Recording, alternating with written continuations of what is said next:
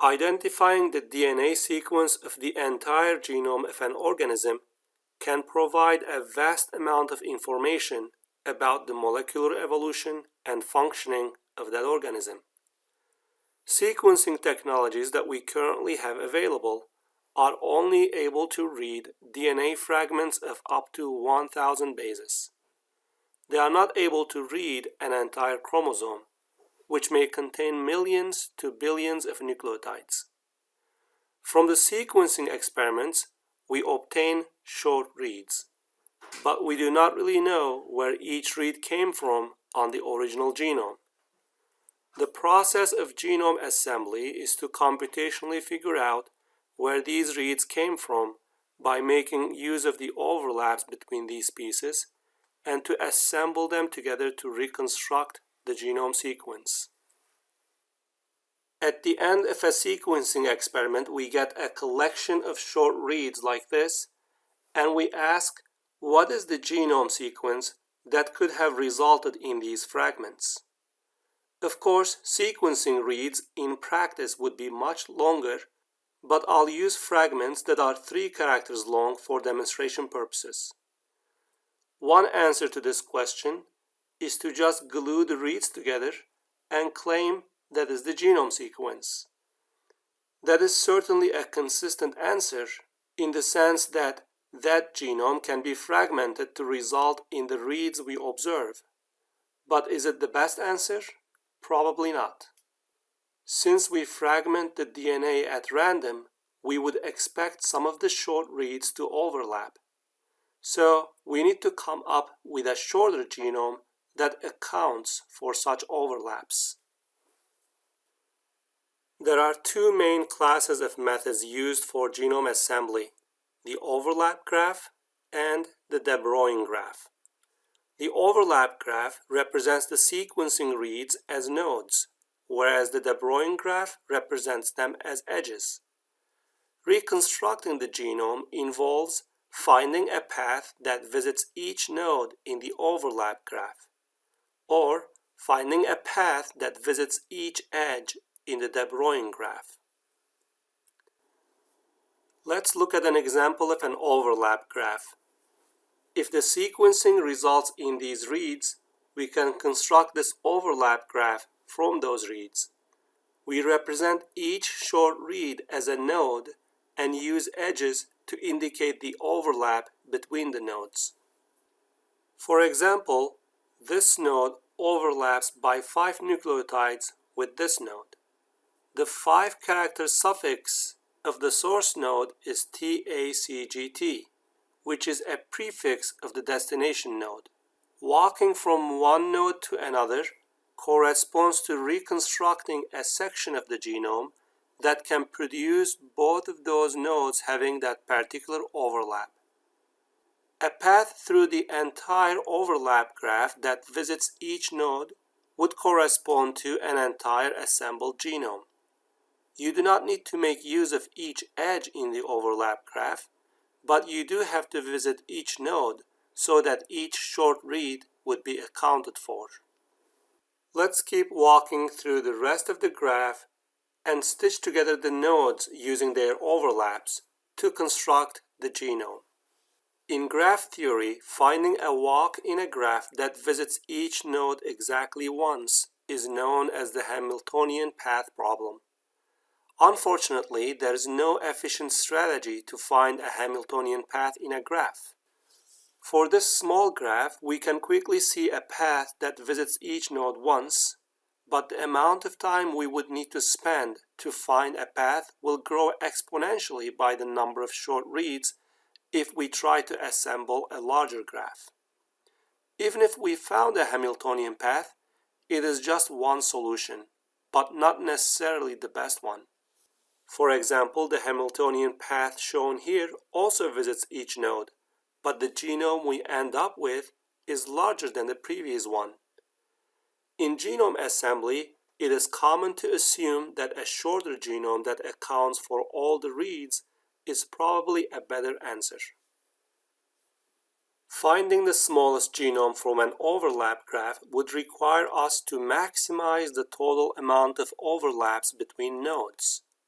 This problem can also be formulated as the shortest common superstring problem.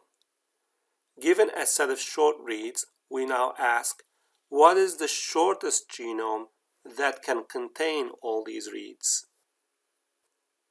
A greedy strategy to solve the shortest common superstring problem is to pick two substrings with the largest overlap and merge them. Here there are several edges that represent an overlap of two characters between reads. Let's pick this edge and merge these two nodes into a single node. After we merge those two most overlapping nodes, we update the connections from the newly created node to all the other nodes. And we keep repeating this process of picking the most overlapping pair of nodes and merging them until we end up with a single superstring that contains 9 characters. Merging the two most overlapping nodes at each step seems like a reasonable strategy that can give us a short superstring because we try to maximize the overlap in each step. But this greedy strategy is not guaranteed to find the shortest possible superstring at the end. It turns out that we can construct an even shorter superstring from the same reads with a length of 7 characters. Is there an optimal way to solve the shortest superstring problem and do that efficiently? Unfortunately, no. We cannot solve either the shortest superstring problem or the Hamiltonian path efficiently. For a few number of reads, it may be possible to consider all possible paths and choose the best one. But the number of possible paths we need to consider grow exponentially with the number of short reads we have. Available algorithms use heuristic approaches such as the greedy merging strategy or random search to find suboptimal solutions. Another problem with using the overlap graph is that it tends to overcollapse repeats in the genome. If you have a repeating pattern in the genome, you will end up with the same DNA fragments. The overlap graph will account for each read once during assembly, resulting in fewer copies than we have in the genome. There are strategies to overcome this limitation, such that the number of times we see a read can be translated into the number of times we should visit a node. But such formulations have their own issues and challenges. Let's now take a look at the DeBruijn graph and see how it can be used to assemble a genome. You can think about the DeBruijn graph as a special type of overlap graph where every node has the same length, and the connected nodes overlap by one character less than their entire length. Following an edge just adds one more character to the sequence we are creating, and following all the edges would reconstruct the genome. There are other, more concise ways of showing a DeBruijn graph where nodes can have different lengths and the overlapping texts of the nodes are not shown. But in this lecture we are going to stick with the more redundant view of the DeBruijn graph so we can demonstrate some of the concepts more clearly. Let's learn how to create a DeBruijn graph from a given set of reads. I'll pretend that we know the genome so that I can demonstrate how this works. From this genome, let's assume that each fragment is k equals 3 characters long, and that we have run these fragments through our favorite sequencing technology to obtain their sequences. To create a DeBruijn graph, we'll consider left and right sections of each 3-mer fragment. Each 3-mer fragment is represented by a pair of 2-mers. We then create a graph that contains a node for each of the unique 2-mers. Notice that our sequencing reads were 3 characters long, but the nodes in our graph are one less than that, 2 characters long. If this were an overlap graph we were creating, the nodes would have been 3 characters long, and we would have had a separate node for each read. After we place the nodes, we would add an edge for each of the 3 mere fragments. For example, the fragment AAA is represented by an edge between AA and AA, which is a self-edge going from AA to AA. The fragment BBB is represented by an edge between BB and BB, which is another self-edge. We have 2 BBB fragments, which means we would have 2 of these edges. The fragment AAB is represented by an edge between AA and AB. After we place all the edges in, this is the DeBruijn graph we would end up with.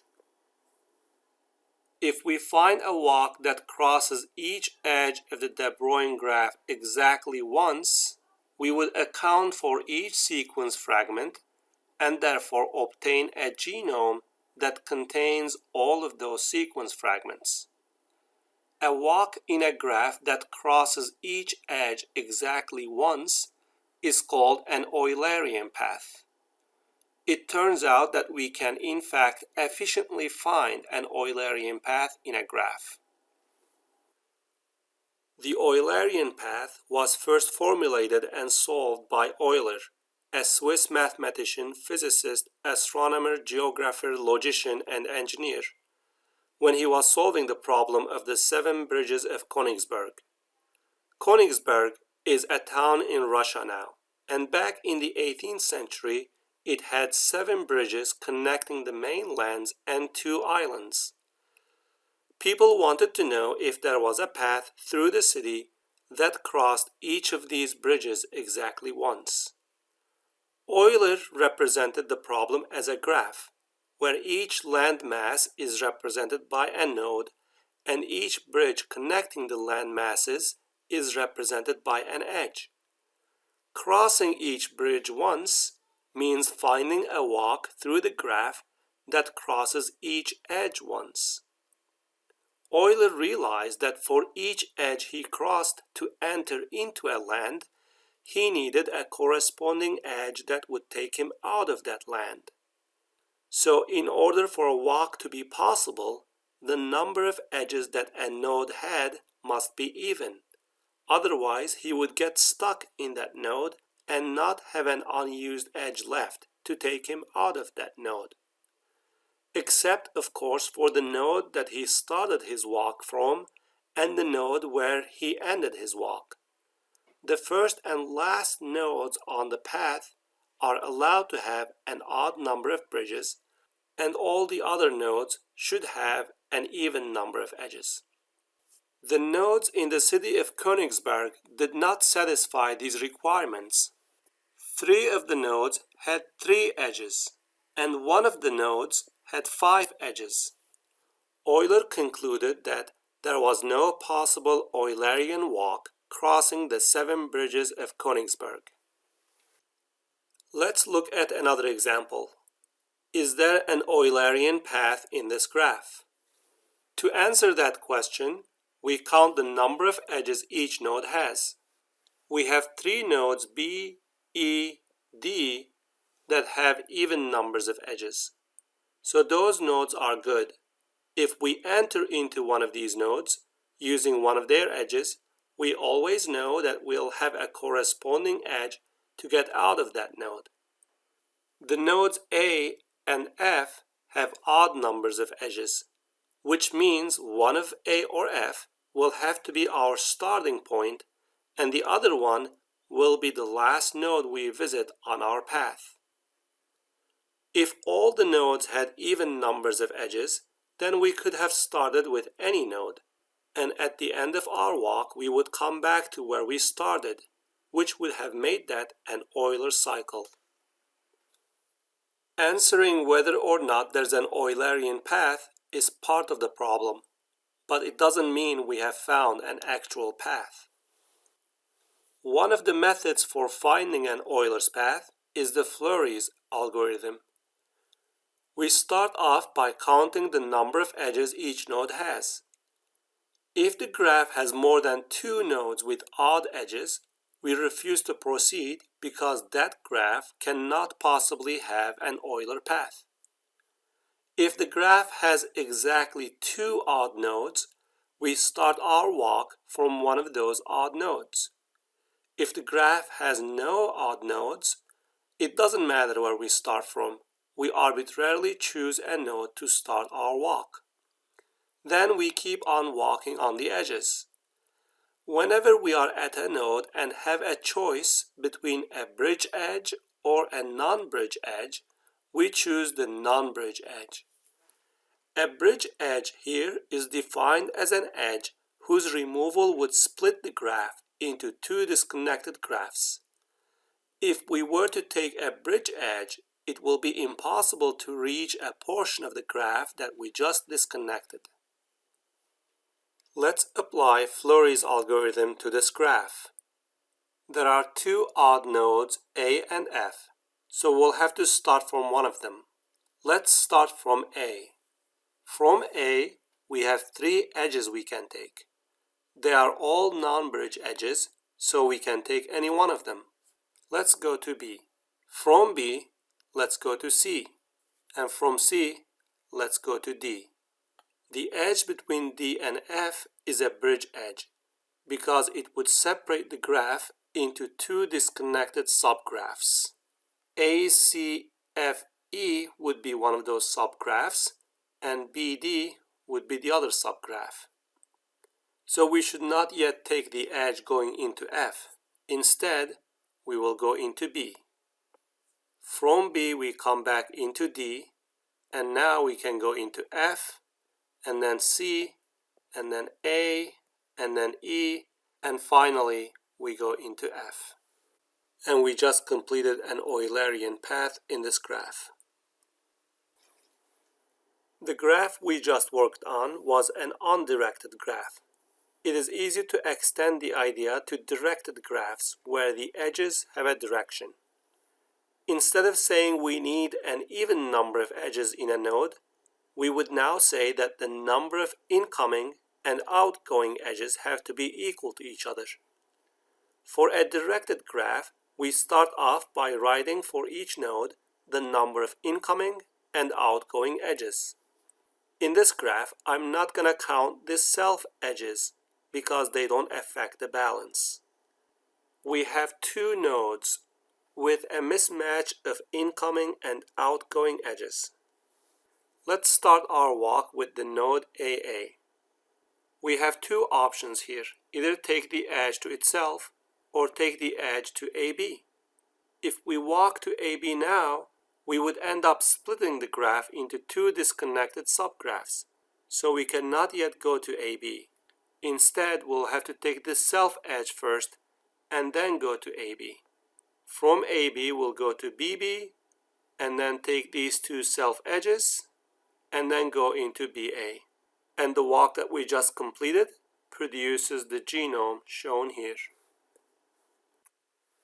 Let's look at another example here, where the genome is the phrase a long time, and the reads we obtain from the sequencing machine are 5 nucleotides long each. From these reads, we construct a DeBruijn graph where each node is 4 nucleotides long. And next we are going to find an Eulerian walk on this graph. Only these 2 nodes have an unbalanced incoming and outgoing edges. We will have to start our walk from this node, and this would be the Eulerian walk. The Eulerian walk that we just took correctly reconstructs the genome. A problem we have to deal with in a real-life sequencing experiment is that the reads we get from the machine are not going to be all k-mer fragments of the genome. The reads are typically longer than k. The parameter k is something we choose when we create the DeBruijn graph. The value of k will affect the accuracy and the runtime of the algorithm. Typical values of k are between 20 and 30. An odd value of k, such as 21 or 23, is used to avoid the ambiguities from palindromic sequences. The reads we get from the sequencing machine will usually be larger than the value of k we choose. This problem can be overcome by just taking the long reads and computationally producing shorter k-mers from them. So even if we get reads longer than k, that is not a problem. We can produce reads that are exactly k-mer long. A more serious problem is that the DNA will usually be non-uniformly fragmented, and we will not really have exactly one fragment from each position of the genome. Some parts of the genome may have more fragments than others. This non-uniformity will present itself as a graph that does not have an Euler path. For instance, the DeBruijn graph we created from these reads have 3 unbalanced nodes. We cannot walk a path that covers all the edges in this graph. Some strategies to handle such problems involve backtracking in our walk if we find ourselves stuck in a node. A more serious problem that we cannot recover from is that the fragments may not completely cover the genome. There may be some genome regions for which we have no fragments at all, and consequently no reads to reconstruct them from. Aside from the noisy and incomplete data, perhaps one of the biggest headaches in genome reconstruction is the presence of repeating patterns in the genome. That is demonstrated in this graph, where there's a short repeating pattern, AB, in the genome. When we are trying to find the Euler path, we start our walk from ZA and enter into AB. From AB, we do not really know which way to go. If we go through the purple route first, we would produce this first genome. And if we go through the green route first, we would produce the second genome. We cannot be certain which of these two options is the correct genomic sequence.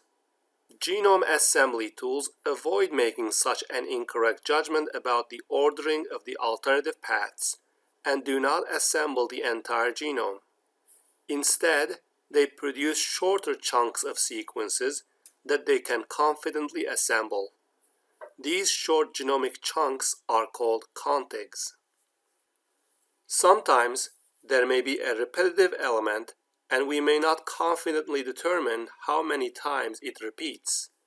Such cases would again be reported as separate contigs, avoiding making an incorrect judgment on how many times the pattern repeats. Another structural challenge is that the eukaryotic genomes are polyploidic, where they have 2 or more copies of the genome.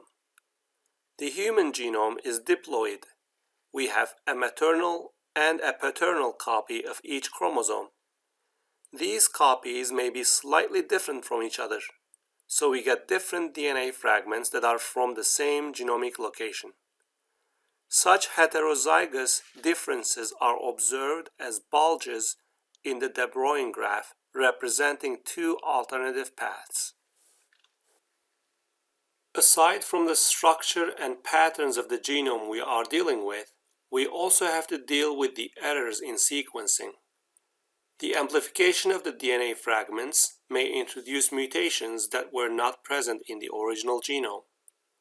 Also, sequencing technologies are not perfect and do make mistakes when identifying the nucleotides. The DeBruijn graph you get from a real sequencing experiment will look quite messy, as shown here. In the DeBruijn graph, sequencing errors will appear as disconnected subgraphs and paths that lead to nowhere. In summary, genome assembly is a challenging problem. Structural challenges in the genome itself, such as repeating patterns and polyploidy, and the incomplete and noisy sequencing process all contribute to the difficulty of reconstructing an accurate genome. Available methods implement strategies to handle these difficulties, but we are still far from having 100% complete and accurate genomes. When you make use of a published reference genome, it is therefore important to keep these limitations in mind. The reference genome is typically incomplete and may contain errors.